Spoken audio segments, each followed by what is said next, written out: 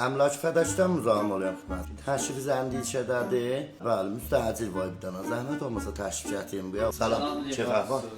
Salam, yaxşısın. İnsti tapmışam bir dəvə. Yəni bunun imtihanı da tapa bilməyəcəksən. Bir daha xahiş edəcəyim. Bu mənimdir. Özü də komiteyindədən.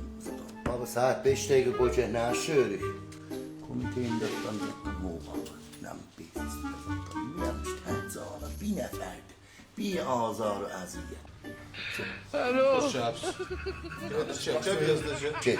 Çek. Əyləş. Ben. Hoş geldiniz. Yallah. Halledin. Mübarək. Mübarək. Ya ben imzalasın. Halledin. İmzalasın. Sen de imza parmağı bu. Parmak bas.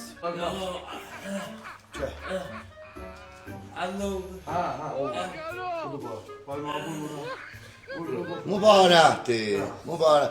Saat 2 daha çay gətir millətə. Sağ ol. Buyurun ağa. Saat çay gətir dadaşım sən. Allah seni işler. Allah ikizə də xeyir versin inşallah. İşin için. Nerede? Oy! Ne işiyorsun sen? Görmüyor sen. Ben bu ne yaptım? Ahmet bu ne yaptı oldu be? Ne sen bak? Polgari con il canale poi Ağa ne?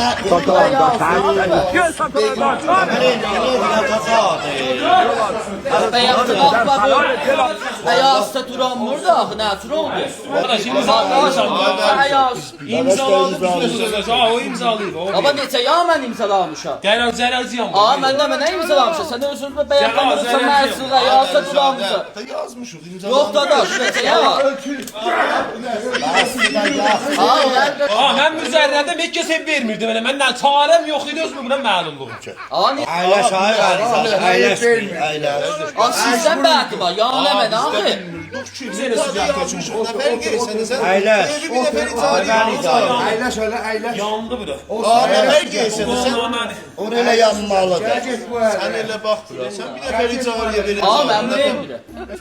Çay işte. Aa pis işdi. Bana mənə çay içir. Siku mən bir daha sözləyim. Şahid müəyyən. Mən mücərrədəm damı istiyorum. Heç kəs mənə vahid verir.